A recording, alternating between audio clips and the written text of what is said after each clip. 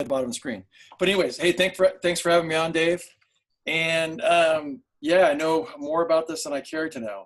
And real estate agents and contractors shouldn't have to know this much.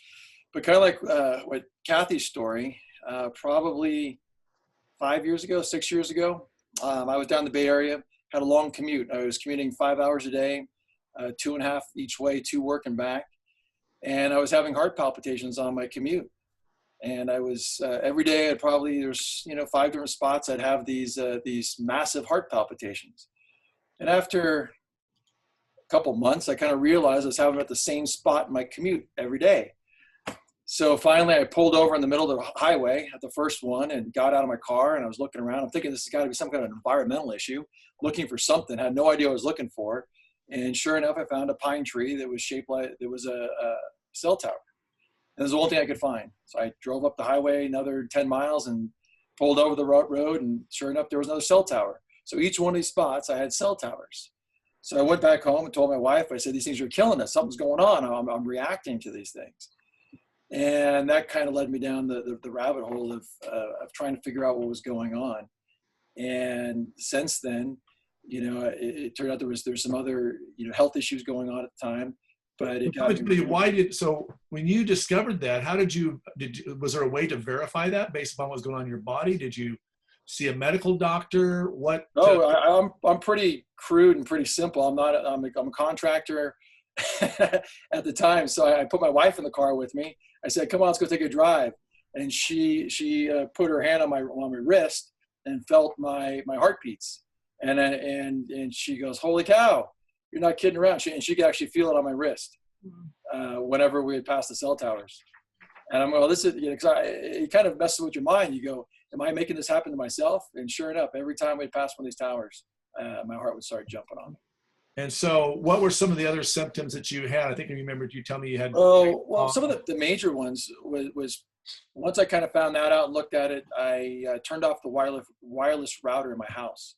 And I actually had a router, my office wall and my headboard in my bedroom shared a wall. So I had my router just outside my headboard. Oh, wow. And I shut that sucker off. And oh my God, I felt like I was just so tense, and my body was just on like my nerves were shot. And I turned off the wireless router, and I could just like lower my shoulders and everything felt good.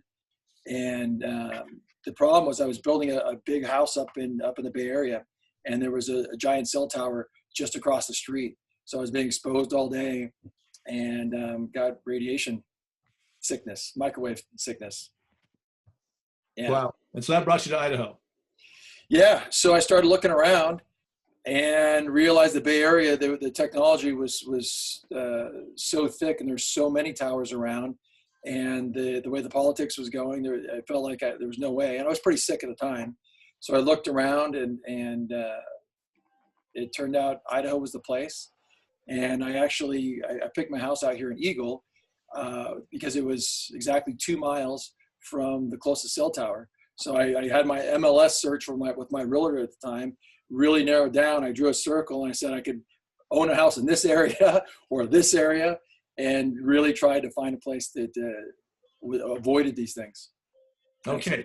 And so since then, though, you have a tower came pretty close to you in Eagle, and you got to deal with the city governments. And what we find now, and the big problem we're having now, is getting local legislation done to actually legislate and regulate the control of these towers. So Hank, tell us why are not the local city governments, I know we've talked to Ada County Highway District, we're trying to talk with Boise, they're not listening to us, they keep referring us to their attorneys. Let's talk about now, I don't know if you or Kathy wants to talk about this, but let's just talk about why aren't they helping us stay safe? Yeah, so I'll start off, and Kathy, you jump in and help out here. So what basically is going on is when we had basic telecommunication services, which is phone and texting, those are essential services, and those are regulated by the FCC heavily. And our local government has very little control over where the placements of these things can go, because they have to allow them into our cities. And every time they try to put regulations in place, on the locations of these things, they get in trouble and they have the attorneys threaten them from the big telecommunication companies. Let's back up now. So you said Yeah. regulation of these things. Of the cell towers, We're the talking mega cell about towers. basic phone service, though, right? Basic phone service, correct. Okay. Thank you. And with that, they've been told, hey, you can't regulate these things. But there was a lawsuit or a court case that happened a year ago with Mozilla and the FCC. And basically, there was you guys probably all remember hearing about net neutrality. And Mozilla ended up losing the lawsuit, but what came down is they defined the 4 and 5G or the broadband separately from the basic telecommunication service, which is phone and texting. And they're two completely separate services. And one is regulated, one is unregulated. So 4 and 5G or broadband stuff is unregulated. And the only but unregulated by who? Unregulated by the FCC. Okay. Right? So the FCC does not control the power limits. They don't control anything when it comes to the broadband portion of wireless communications, right? So they continue to lead all of our officials into thinking that this is too heavily controlled, and our local officials don't have a say on what type of broadband we want, what type of service we want in our communities. Does that make sense? Right, makes sense. Okay, so in reality, the agencies that are set aside to actually control this is our local government, and we should be able to decide, or we are in charge of deciding how we want broadband services delivered to our cities. Do we want to have these ugly small cell towers up and down all the streets so that we can stream movies on our cell phones? Or would we rather have it come in a faster, safer, better way using fiber optic and coaxial cables to our house and stream from our house? So what you're telling me, what I heard you say just now, Sure, go ahead. is that you've got Title I, which is basically a phone call, Yep, texting. yep, That's Title II. Title I is high-speed internet. That's our fiber optics. That would be where 4G and 5G fall within. And that is allowed by the FCC in all the world. The local governments can regulate that and keep our communities safe. absolutely. That's the key point of this entire thing. If everyone walks away understanding that, that's the message for tonight. Okay. Well put, Dave. So when you say unregulated, though, I think some people say, oh, it's unregulated. It means it can't regulate. Well, no, we can. And planning and zoning, usually that falls on a planning and zoning. That usually means that the counties and the local governments can regulate that. And I want to go right now to something that this is just breaking, guys. So this just happened when Hawaii actually, let me go back here. Can you still see this screen here? Yep, this just happened July 24th. Hawaii's Big Island called upon telecom to cease and desist 5G deployment. A resolution to cease the build out of 5G wireless infrastructure until it can be proven safe through independent research and testing passed the Hawaii County Council on July 22nd, 2020. Almost unanimously, the vote was 8-1. The resolution introduced by council member, I'm going to skip some of this. The resolution was put forth by the constituents and agreed to present to the council. In the council meeting that lasted nearly 6 hours, approximately 40 people waited in line to testify one by one in separate rooms in Hilo and Kona, set up due to COVID. Determined to have their voices heard, testifiers persevered as there is no option to testify online from home in Hawaii County, despite the recent COVID closure of 3 separate testimony locations. Very interesting workaround. Written testimony supported resolution 67-20 was overwhelming. According to the county clerk's office, 650 written testimonies were submitted, almost all of which were in support of the resolution. Council member, I can't pronounce the name, Kleinfelder, quoted from the Telecommunications Act of 1996, as well as Hawaii state regulations, and pointed out how both documents state that in general, local authorities have the final say in protecting the safety of citizens with regard to telecommunications permits. He urged the Corporation Council to look deeper into the county jurisdiction as leverage and moving forward to protect the people. In other words, this government, this county, this island said, no, we're not going to do that. We have control, which is what you just stated, Hank. And unfortunately, right now, Boise does not understand this. Meridian does not understand this. CUNA does not understand this. STAR does not understand. The state does not understand this right now, right? Am I wrong or right? Let's make one more point too. This is a great point. Is by saying no to 5G is not saying no to cell coverage. Hawaii, you can still use your cell phone. You can still talk. You can still text. They're just saying, hey, we don't want broadband. The big, heavy broadband is like a fire hose of bandwidth, and it's high-powered pulsed microwave radiation. And so we're all for keeping the cell towers up on the foothills, keeping them in the commercial areas, keeping them out of our bedroom communities so we can all talk on our phones, we can drive, have the basic cell service that we all love and we use daily. But when it comes to being able to stream movies on our cell phones or do big data on our cell phones, we don't need it.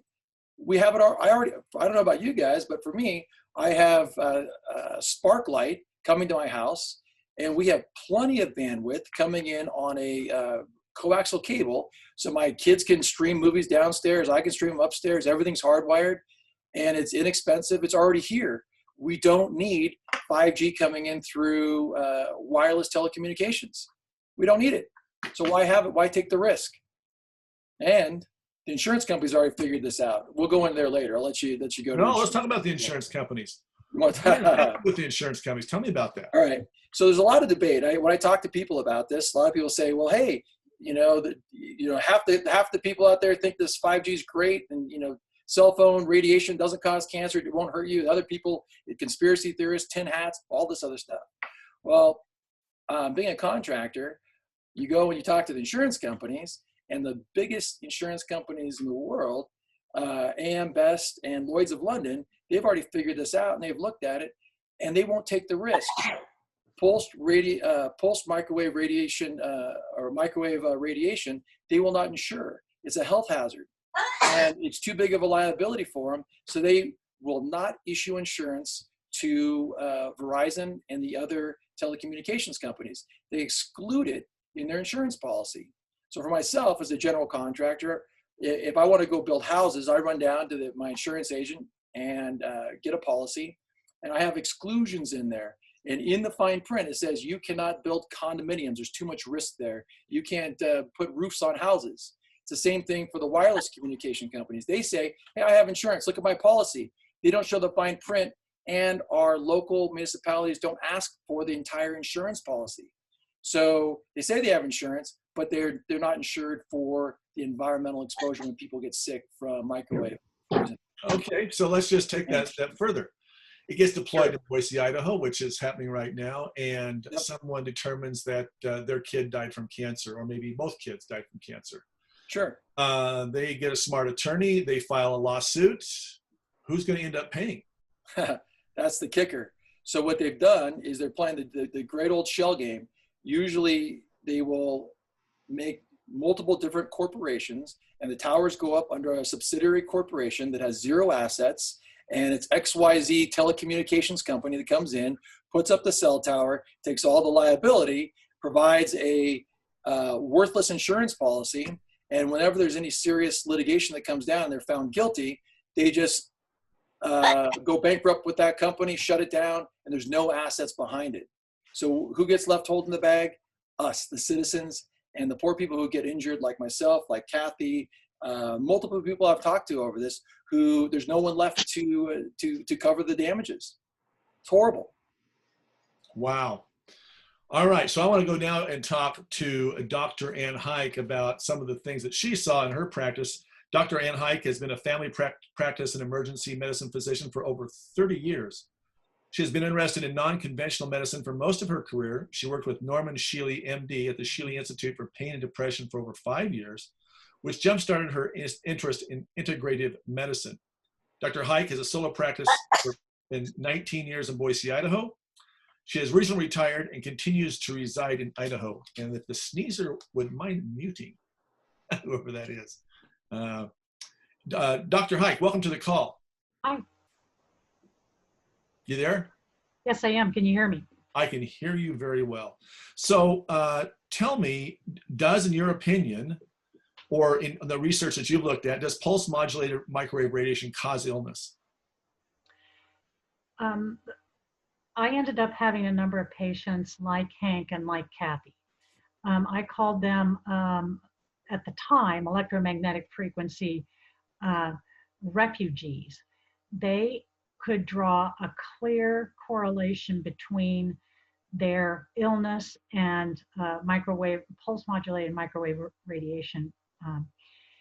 And many of them had to do things like live in canyons where they couldn't get any self service.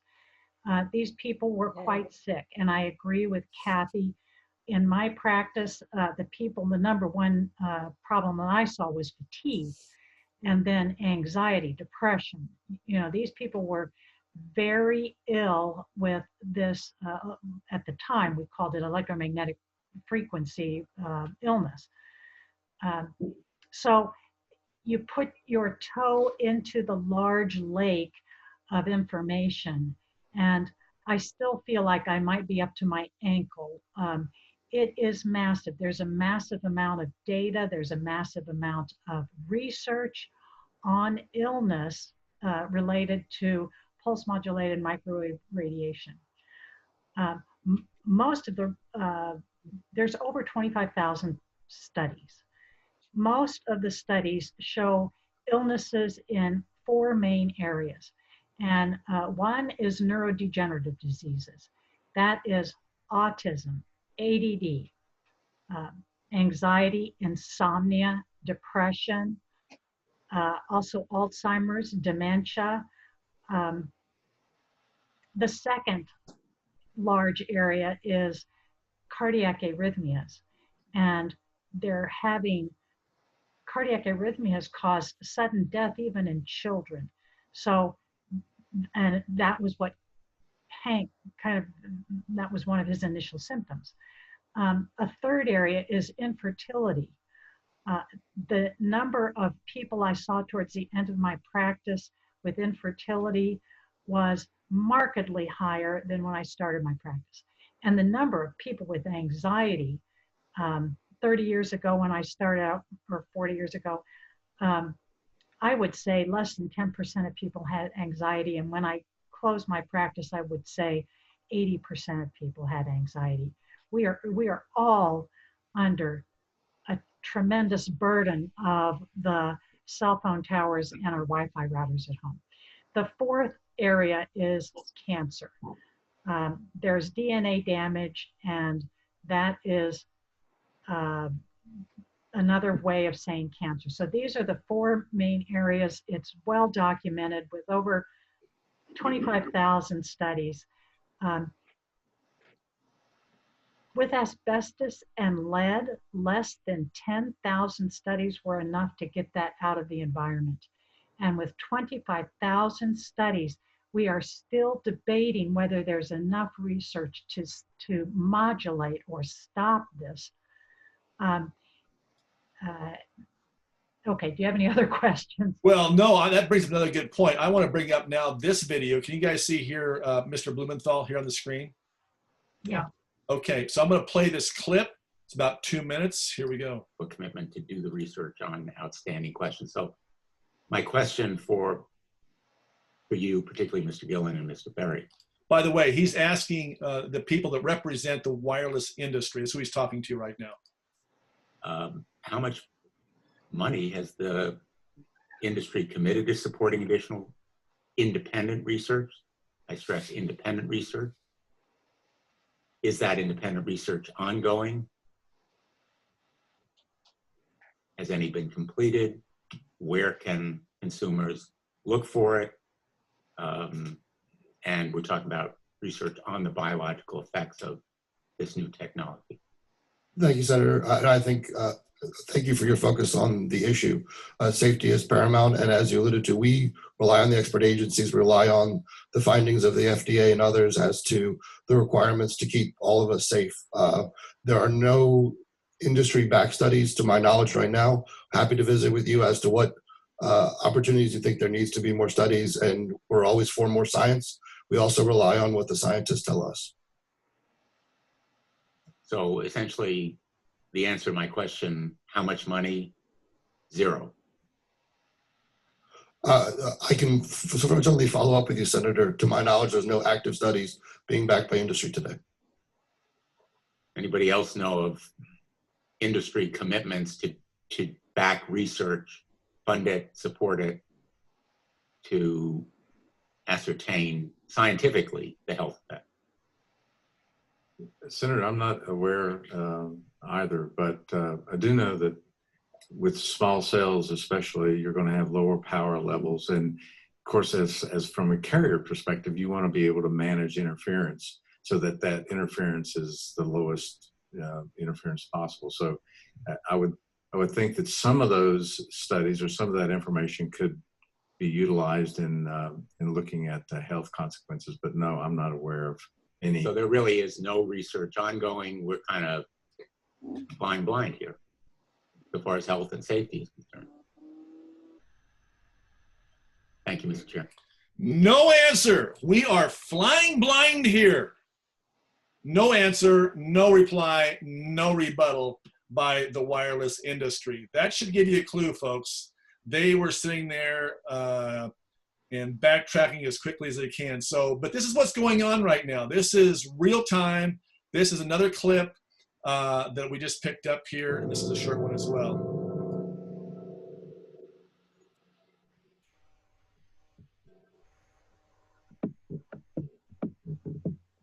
You couldn't read that. Basically, this is a school. I can't remember where it's at, but all of a sudden, everyone's getting sick after one of these 5G towers went in. The phone company Sprint shut down a cell phone tower on the campus of a California elementary school after some parents said it may be linked to several recent cases of childhood cancer.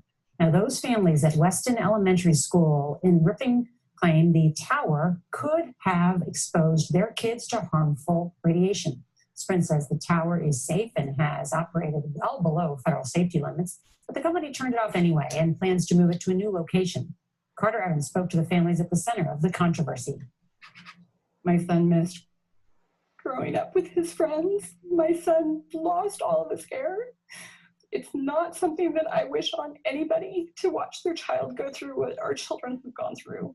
Kelly Prime's son Kyle was just 10 years old when he was diagnosed with kidney cancer in 2016. 5 months later, Kyle's friend and classmate Mason Ferrulli developed brain cancer. 14 hours to get the tumor out, and he had 5 weeks of inpatient rehabilitation. He had to learn to walk, talk, eat, everything all over again. 2 more kids at the school were diagnosed this year. At what point are you saying, we ought to take a close look at the school here? The moment that I found out that Mason had been diagnosed, it popped into my mind that something was not okay. The moms believe the recent increase in cancer cases could be caused by radiation from radio frequency or RF waves coming from this cell tower located on the elementary school campus. Whenever you hear of cases of cancer in a child, obviously that itself is alarming. When there's several cases in one school, that's even more alarming. CBS News medical contributor, oncologist David Agus, says the number of cases warrants further investigation. I've looked into his eyes and I've looked at the fear that he has as a 9-year-old facing something, asking me, Mom, am I going to die? It would push you to fight as well. It would push any parent to fight. I won't stop until it's done, until that thing is gone. For CBS This Morning, Carter Evans, Ripon. There we go. And so this is a real deal, folks. And if you've got children, if you've got aunts, uncles, nephews, sisters, brothers, this knows no boundaries. This affects everyone in the tissue. I want to go next to Brandon and bring on Brandon. Brandon, why don't you tell us a little bit about your background? You've been doing a lot of work behind the scenes, guy. This is a sharp, smart dude, engineer. And so, Brandon, I would like to ask you the question that just come up there about some of these safety claims they're talking about, and also talk about what this is doing to the tissues in the body. That's a loaded question. Are you unmuted, Brandon? Yeah, can you hear me? Yeah, I can hear you fine. All right. Thanks, Dave, Kathy, Hank, Ann. We got power issues. I mean, just in this picture here, you can see on my screen, this is very close to this bedroom right here. What's going to happen to my brain and to my body if it's me or my kid or my grandson who's 5 months old? What's going to happen to him? Well, ultimately, I'd like to kind of, explain this so that everyone listening can kind of take this home and think about it and understand what's really going on with the massive changes in the electromagnetic force in our environment. So the electromagnetic environment that we evolved in has significantly changed. And this has caused rapid epigenetic changes within us. So to step through this really easily, so that everyone can understand well, I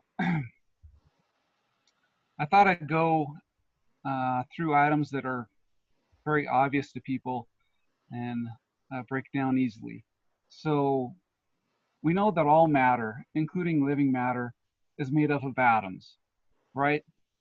And atoms are groups of subatomic particles, namely protons, electrons, and neutrons. So what force controls protons, electrons, and by association, neutrons in us? And well, that's the strongest force in the universe, the electromagnetic force. It actually dictates, since it controls these particles, fluxes, kinetics, and all biochemistry in life. So you can imagine if the electromagnetic field, this all-powerful force that's in our universe, changes from its base state, which we call the Schumann resonance, fluxes, kinetics, and biochemistry also has to change with it. So this change from, time of evolution is causing massive chaos in our system, and we like to call it, inflammation.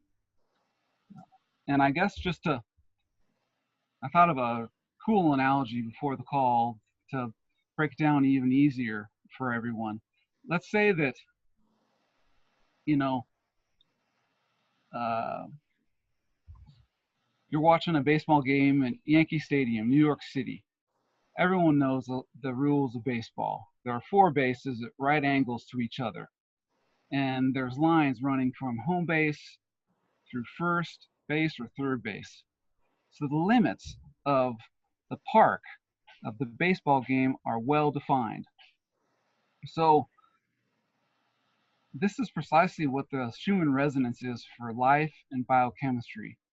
It's the park, in my analogy, which life plays in. So let's go a little further.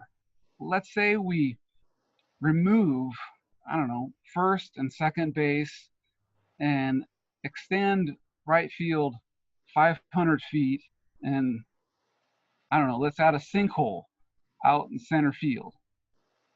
So, would the game of baseball in Yankee Stadium be the same? Well, I guess that's intuitive. So this change is parallel to the change of what's happened in our environment that dictate the rules of the game of life over all of evolution.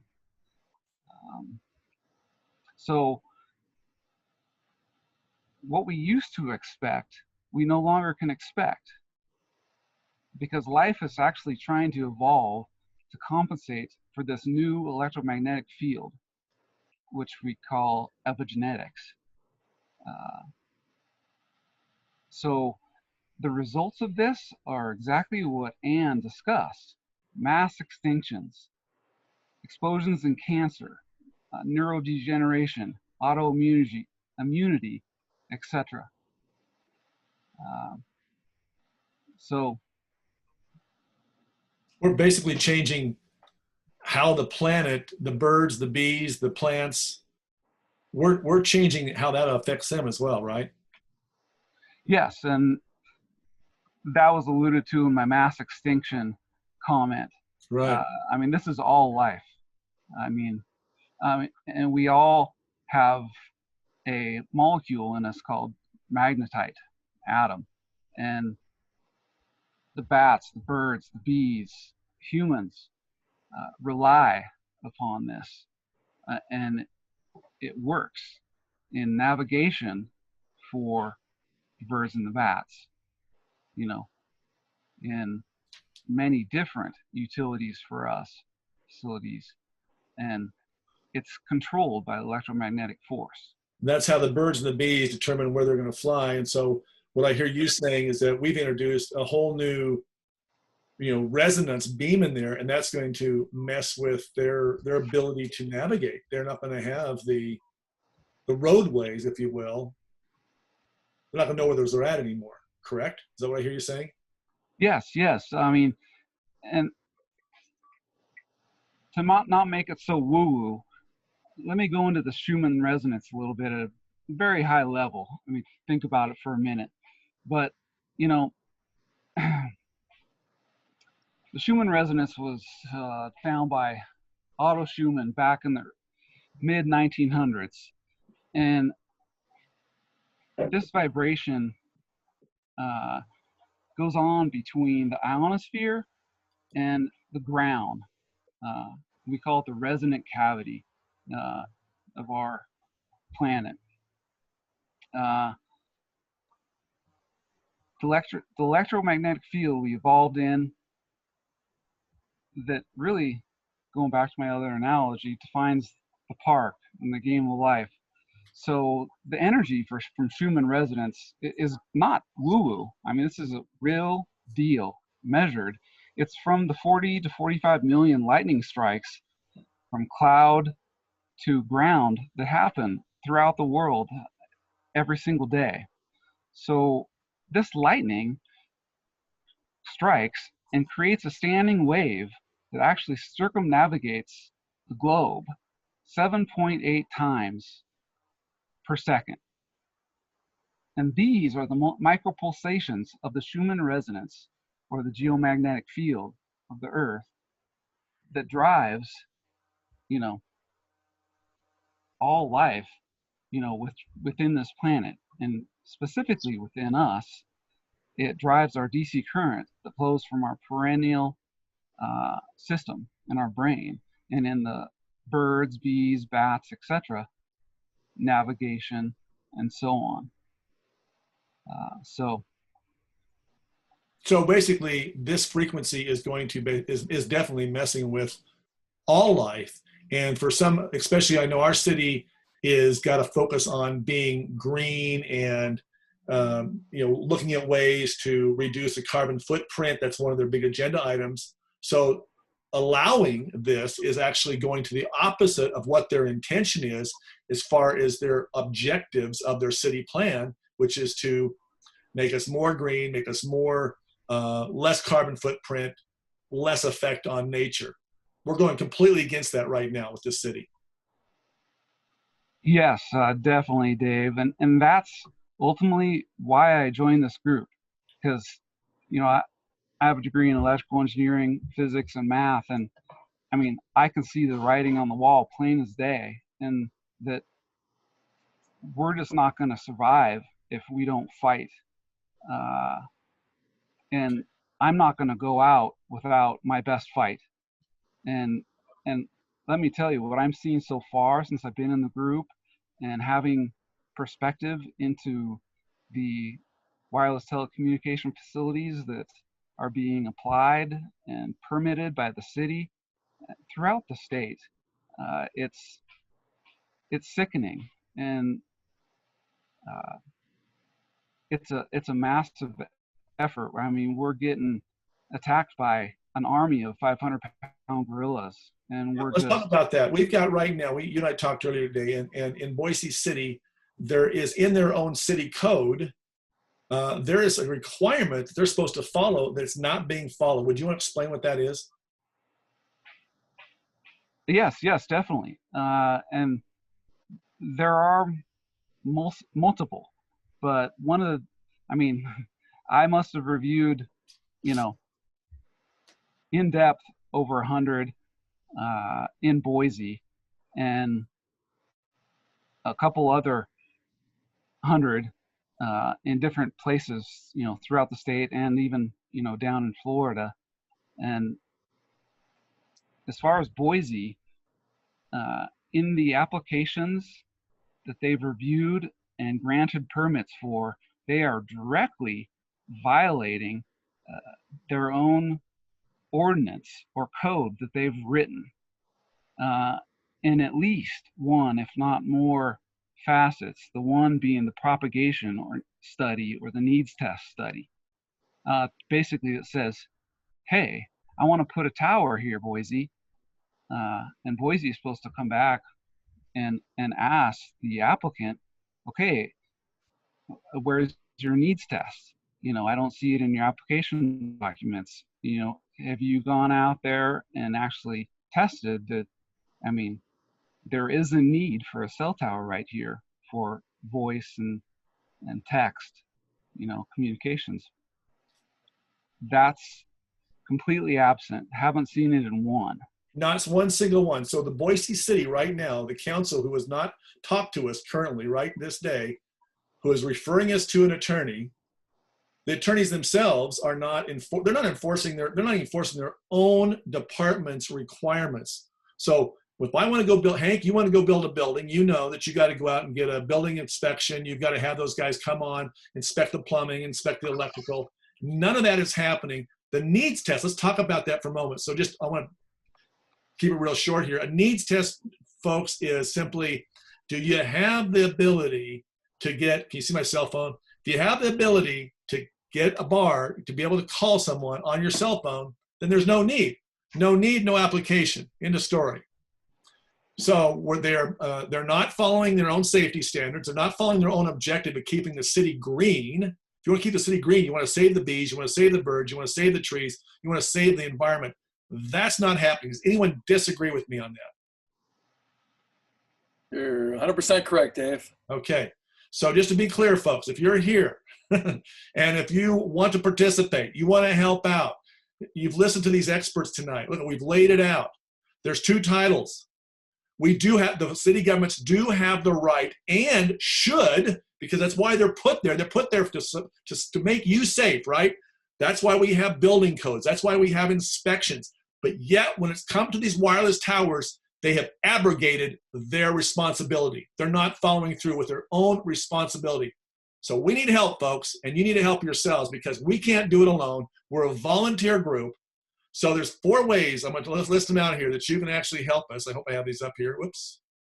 Okay, so first of all, join idahoansforsafetechnology.org. Number 2, we've got a great bunch of people on here. And if Carla's on or Jean's on, if you want to come on and speak to this, we need some people to help. If you're really good at organizing people, we need groups to go out because these towers are going in. And Brandon, I want to give you the screen here in a hot moment. And I want you to share your picture of where these towers are going up. There's a lot of them, folks. So we can actually go in and what's the word I'm looking for? Protest, I guess, these towers where they're going up. So we need some organization. We need to get signatures from the neighborhoods. If you just want to walk your own neighborhood and get signatures, great, we need you. Donate money. We need money for postage. I know Brandon said he sent these off to the city and to the FCC because they're not following the rules. Printing, website, attorney's fees. We're going to hire an attorney, guys, and this is not going away. We will keep Ada safe, but you folks have got to join us, and you got to join us right now. You got to go on there. If you got $20, $100, $200, $2,000, join right now. Idahoans for Safe Technology. The next thing you need to know is pay attention when we send out, hey, we're going to a meeting, or we need you to write a letter, or we need you to make a comment or fill out one of these papers. you need to raise your hand and say, hey, I'll be right over. I'll grab one and I'll do it right now. A lot of people do it a little bit, makes the work go a lot easier. So Brandon, I want to share the screen over to you. I want you to show everyone where these towers are going up. And like you said, folks, look at, they're not following their own rules. And mostly because they don't know, because they've listened to an attorney who has probably not read the FCC Title I at all. They've just taken what the wireless companies have told them. And you've heard the science tonight. You've heard that, let me turn this off here. So you got it? Yeah, I think so. I'm trying to move and minimize my Brian, do screen. it.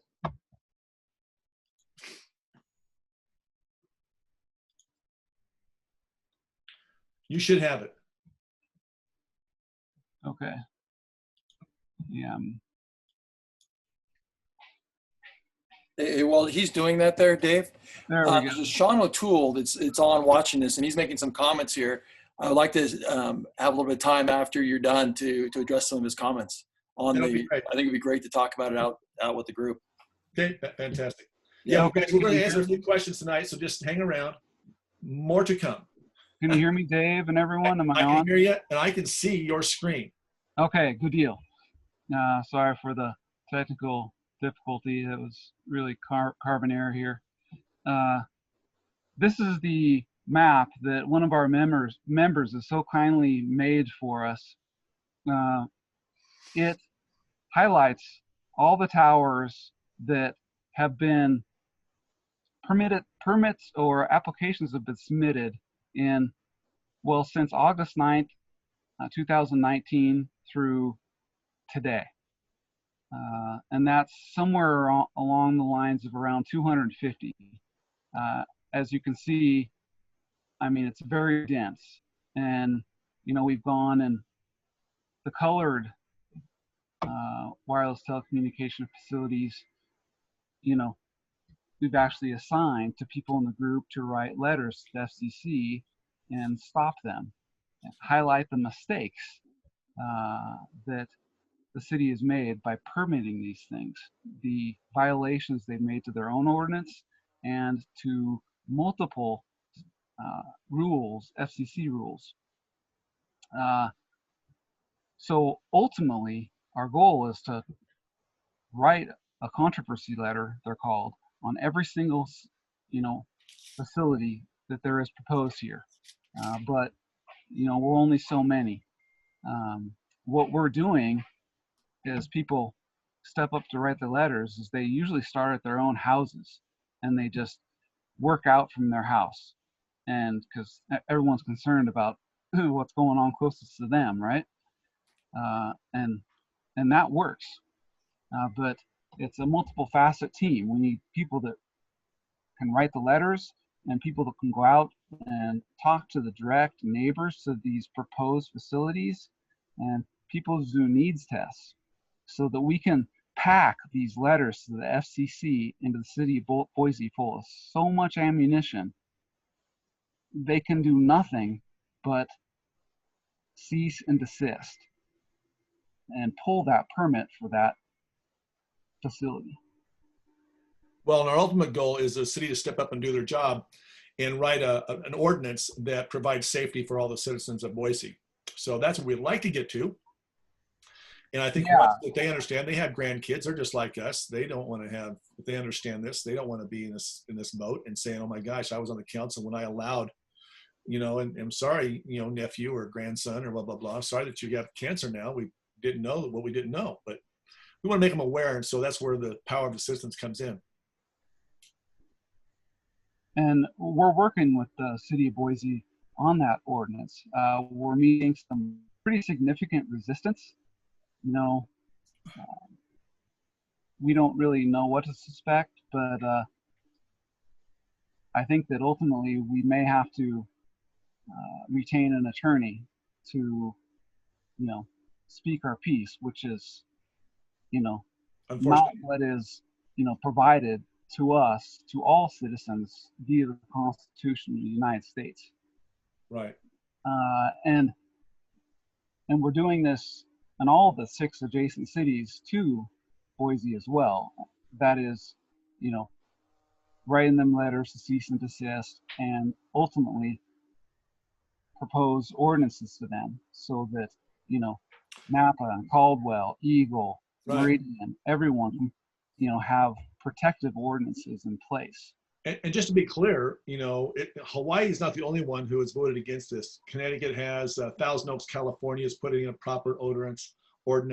It's happening in California. So there's a lot of cities around the country who have definitely looked into this, gotten smart, and said, you know what? Yes, we're here for the safety of our citizens first. We have the option for wired to the premises. That's what is the safest. That's the most reliable. And so those cities, we just want Boise to step up, and Meridian and Kuna and Ada County and all the other cities in Idaho, obviously, step up and understand the power that they have. And they have the ability to regulate Title I, which is high-speed internet. That's a high-speed data. We talked about the shell game, right? Who talked about that? Hank? Okay. Okay. Yeah, sorry. Yeah, go ahead. Shell game. Can you guys hear me? Yes. Hey, you know what? It's 8 o'clock, and I just want to let you know that. And we did say we were going to allow folks to have some time for questions. So I was just going to suggest that anybody who really does need to get off now, do you think we could allow just a few questions now for anybody that needs to get off, so we're kind of honoring our time commitment that we made here? Right. Got it. So, so questions. Hank, you see this? Do you want to who wants to take some of these questions? Well, I'm looking here. Sean O'Toole, he's saying he has to get off now. As soon as we're ready to go, he had some questions here.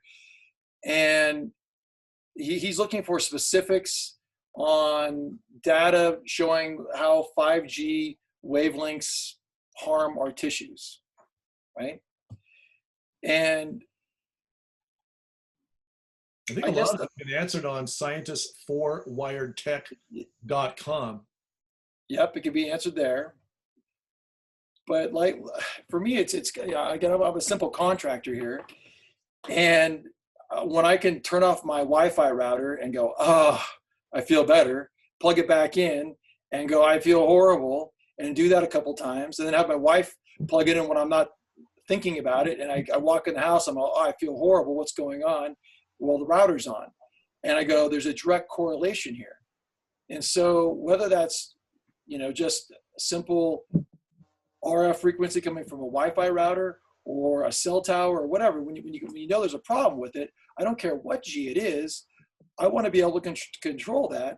And these small cell towers don't belong outside my front room window on a telephone pole, because I can't unplug it at night.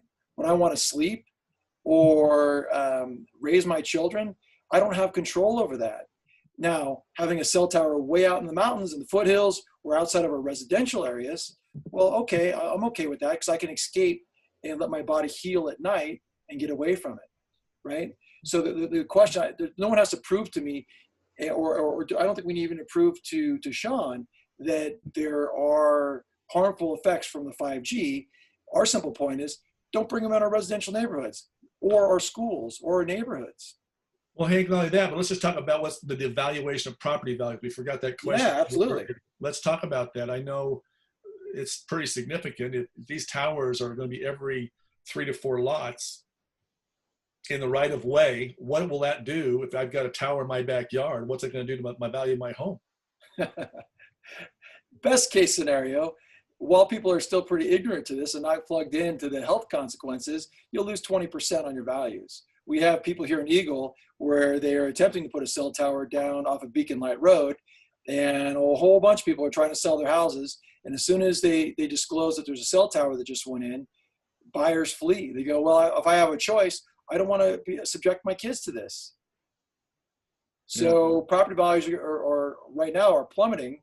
And as the word gets out, I think it's going to even be affected more. And I know for me personally, I moved from Santa Cruz, California to Eagle, Idaho for one reason.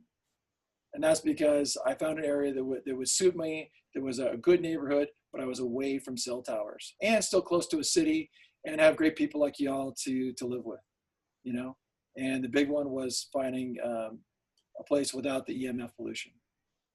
Right. And as you pointed out in those videos, those were great. But why do we want to take the risk? We already have broadband. I mean, I'm sure everyone here, we're streaming, we're talking on Zoom. So you have great connection and it's in your house. What's so important that we have to have 5G on our streets? Do we want to be able to watch movies while we're walking down the street on our telephone, and we want to take a risk? And as you pointed out, there's no studies going on right now, at least from the industry, saying, proving we don't have the money to prove these, what the harm is on this thing. Like you say, wireless technology, they have information on their site, but we don't need to take the risk. It's foolish. We already have it. We don't need it. Just say no. That's my opinion. Excellent. Brandon, did you have anything else you wanted to add? Okay, so guys, I'm sorry, Brandon, go ahead. No, sir, I'm okay.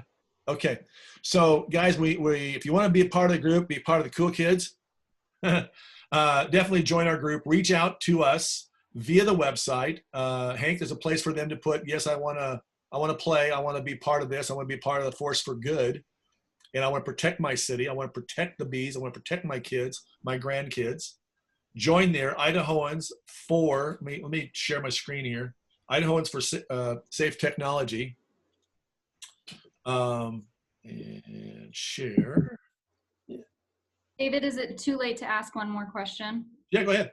Okay, can someone talk more about the tin roofs and how we get fiber optics, as well as, I guess, tips for me that I'm in an apartment complex with over 15 Wi-Fis in my building, different? Yeah. Please. Yeah, who wants to take that? Kathy? Yeah, so a metal roof,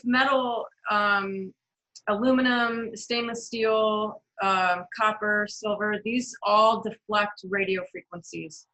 So for many of my clients, I am, if it's in the budget and they could do it, a metal roof will be able to block the frequencies from the satellites above us. However, I will say that if you're going to plan to do something like that, you absolutely need to consult a professional and a building biologist like myself or another EMF consultant, because you can't do this blindly. If you still have Wi-Fi in the house and you want to use your phone in the house and you've got other radio frequency in the house, a metal roof is a horrible idea because it's just going to bounce back at you and increase your exposure. So anytime you're doing something like a metal roof, or you're going to do any kind of shielding from these radio frequencies, please reach out to a professional, because they need to guide you to make sure that you do it properly. And what was the second part of that question?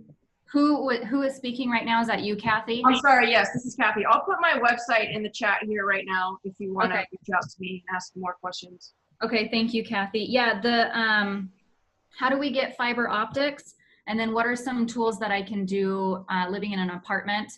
We are planning to leave, just, it hasn't happened yet. But when I go in to, redo any of my Wi-Fi, I know that there are at least 15 other 5G Wi-Fis. Now, those Wi-Fis aren't 5G. So the fiber optics is wired to your building. You're in Boise now, right? Right. Okay, so you already have fiber optic. If you have Cable One, is that who you have, or CenturyLink? CenturyLink. Okay, so you've got it now. I have fiber optics. Uh-huh. But it says 5G on my router. Should I send you pictures or something? No, that's because you have fiber. The fiber optics is feeding your internet connection, but now you're choosing to use a Wi-Fi router. And that 5G that comes up stands for 5 gigahertz. It's not the same as the 5th generation. It's just labeled the same, partially because it gets people used to the idea, but they're not the same thing. So you have 2.4 gigahertz for your Wi-Fi, and you have 5.8, and it just says 5G, but it's actually 5 gigahertz on your Wi-Fi router. So what actually we recommend, you have the fiber optics, but the next step would then be to use an Ethernet cord, like, my computer right now. Froze. Oh, sorry, Kathy, you froze. Oh, shoot. Eliminating that Wi-Fi frequency in my home. And that's what we typically recommend. And again, I'll put my number in here in case you want to ask me questions about that. Your number's in the chat? I'll put it in there right now. Okay. Where's that? Click on this. Okay. Okay. All right. And then is there anything I can do? I'm starting to get massive migraines in my temple, and I'm awake from 3 to 5. Yeah. So my specialty is sleep because, as I mentioned with my story, that's how I got into this. I would suggest contact me, and also, the way that EMFs affect us are through oxidative stress. It's through our voltage-gated calcium channels, which, we don't have time to get into, but it's essentially oxidative stress. So really ensuring that your oxidative capacity, your antioxidant status, and reducing your inflammation is going to help, because in a situation with multiple exposures in an apartment building, that's very difficult. So it's all about kind of building yourself up, looking at your antioxidant status, and some other things to reduce inflammation. It's very individually specific, but I'd be happy to talk to you about that. Okay, thank you, Kathy. I appreciate all your time. I really do. I'm glad I met you. So thank you. Yeah, you bet. Real quick, could I jump in here too? Yes. Absolutely. So just to add on to what Kathy said, so I think it's Becky here. Is that who we're talking to? Does she have the question? Is it Becky? No, it's Hannah Jo. Okay, so there's another Becky in the chat room. And same thing, I have Sparklight, and they gave me the free router, and it has the Wi-Fi antennas on it. And you can actually log in, you put in your IP address for your router, and it'll pull up a website, and you go in there, you turn off the Wi-Fi antennas. So it's not broadcasting the RF signal. And then, like Kathy was saying, you can plug in the Cat5 cable, which looks like a telephone, the old telephone wires, but it's a little bit wider. And then you can hardwire your house really simply, and then plug it from there into each one of your computers. And now you don't have that EMF signal going throughout your house. It's a really simple, fairly simple process, but the impacts it has is huge. And Okay. Kathy's great at doing this stuff. Thank you, Hank. And if I did hardwire to everything, I wouldn't have to do the whole turning it off at night and everything? Yeah, correct. That's how my whole house is. We have it all hardwired. And the antennas don't go on. And then my wife, every once in a while, she needs to download something onto her iPhone. So she needs a Wi-Fi connection. So I put a little timer on a separate Wi-Fi router that she can come on, so she can hit it. So it comes on for 15 minutes and she doesn't forget it. And she's able to download all the stuff on her phone. But that thing goes off after 15 minutes. Now myself, the kids, and everybody else, we're not being exposed to the radiation. Okay. Thank you very much, Hank. I appreciate your answer. Yep. Thank you. Anybody else have a question? Okay, guys, we're all in this together, like it or not. So how will we rise to the occasion, and what will we be saying to ourselves next year? What effort do we make today to protect our families and our homes and our property values and our body? So ask yourself that. Ask yourself what you can do to help, whether it be money, whether it be canvassing your neighborhood, speaking to your friends, get everyone we've got these to join idahoansforsafetechnology.org. That's our quickest, easiest way to stay in communication with you. You will not get bombarded. When we do have one of these calls, we will put out a notification there as well. Does anyone else have a comment they want to make before we close it up tonight, or a question?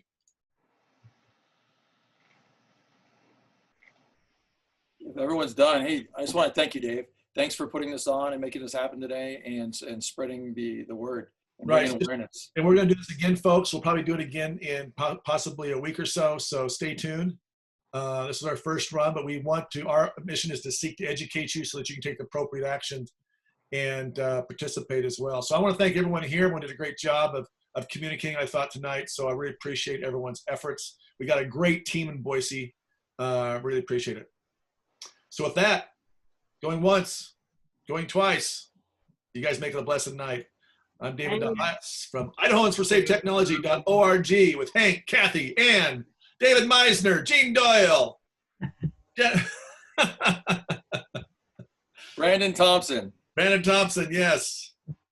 Hey, if everyone's still there, hey, did Brandon give all of his pedigree, what his background is? He did I don't know not. if we hit that one. He doesn't really.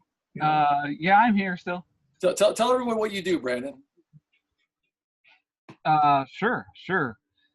I've been a professional electrical engineer for 22 years in the power industry, specifically designing transmission lines, substations, switch yards, etc. One of the things that, our biology doesn't do so well with. And in my playtime in school, I also got a degree in physics and mathematics.